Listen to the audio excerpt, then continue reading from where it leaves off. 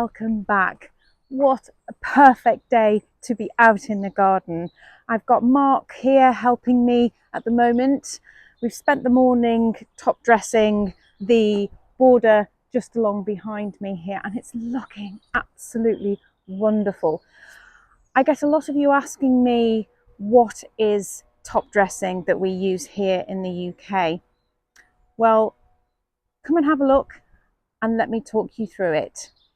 We've been using Dandys spring mix for about 8 years now, and it's been wonderful for the garden. We top dress the garden with it every other year, and we get it delivered by the lorry load and then bring sections of it to pile up by the walled garden for us to dig up and use.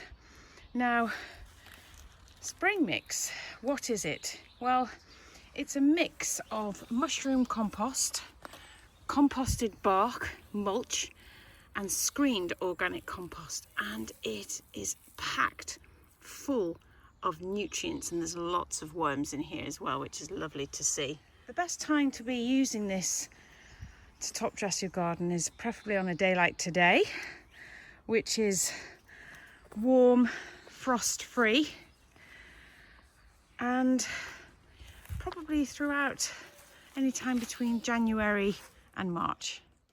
The next job we're going to get on with today, and we've already started actually, is the border just behind this wall here, which is the west border, and we call it Maggie's border. And that is because when I very first started planting it up, a lady just up the road from here very, very kindly offered me one of her borders that she was taking away from her garden as she was beginning to downsize some of her beds and borders as she was getting older. So we have got some perennials in there that have come from her garden. One of those perennials is the Iris pallida, which is just here.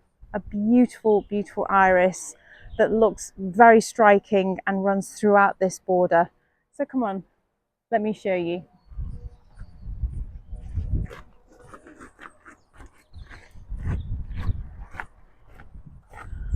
And here is Maggie's border. It's absolutely huge. It's probably about 14 foot long, the biggest border, and the first border that I tackled that was the biggest I have ever tackled in my life. I mean, this border is probably as big as someone's garden as well. So what we're going to do today is cut back lots of perennials. So we've got all kinds in here that just need tidying up so that we can see and enjoy what's coming up over this next few months. So here we have the Iris pallidas, and they thread right the way through the centre of this border. And then we've got 3 roses. So this is a rose here that was given to me from a girlfriend. And then this middle rose here is Buff Beauty, which is an absolute gorgeous rose. And then further down here we have another rose, which I'm pretty sure, if I remember, is William Shakespeare. And then we've got some trees and shrubs that thread through the back along here, and against the wall we've got 2 climbing roses, and they are Chevy Chase. But as things start to come up, I'll be able to show you properly what they are.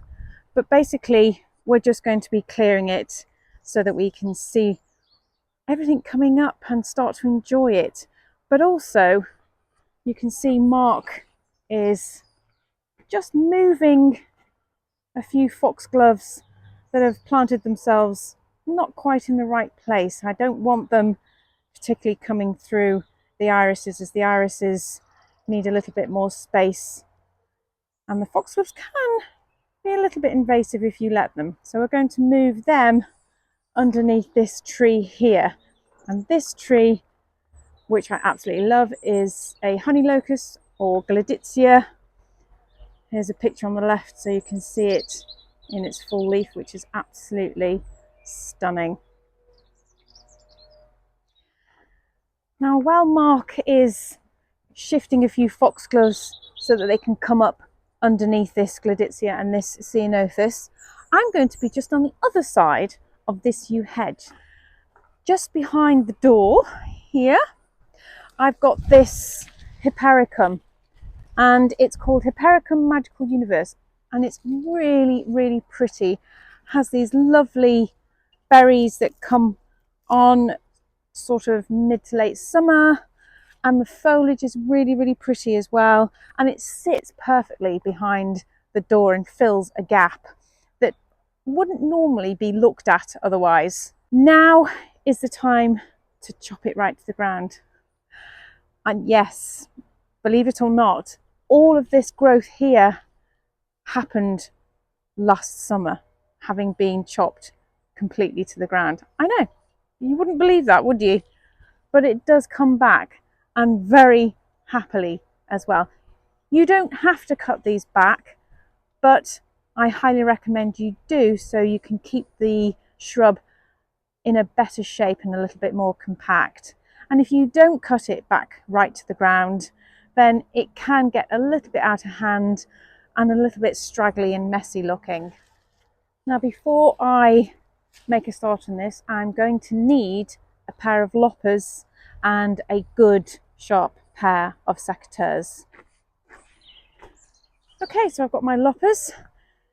I've planted 3 Hypericums in here, and all I'm going to do is just go to the base and just snip away, really.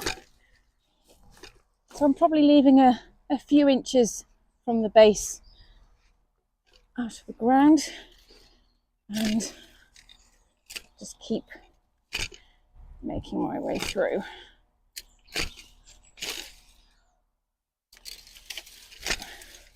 I know it looks really brutal, but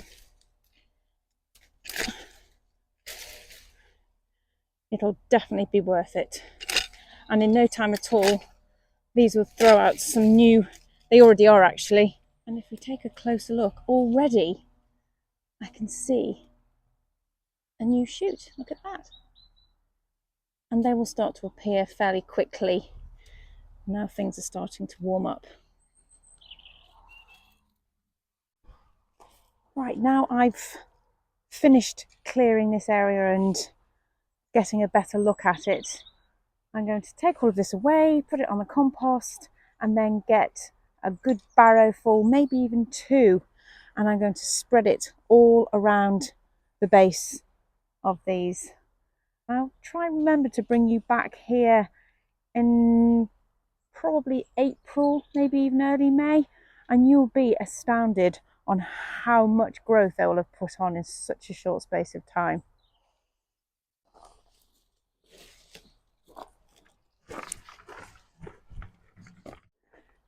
This took about 3 wheelbarrows full of the top dressing that we use from Dandys Topsoil, and this has not been top dressed for a good year or more.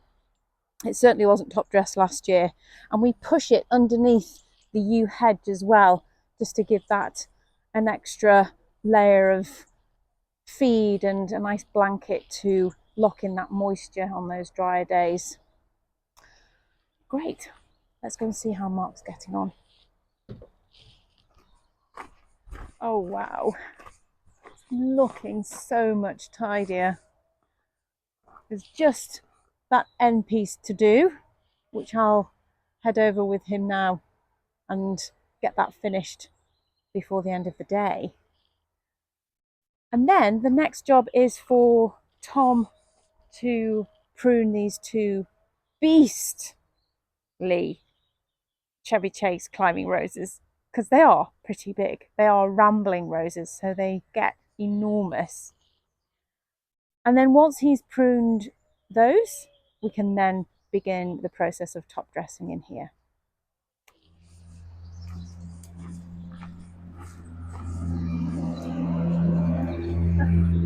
I've also got Tom in here today, and he's going to be continuing digging over on the south border, ready for the new dry garden.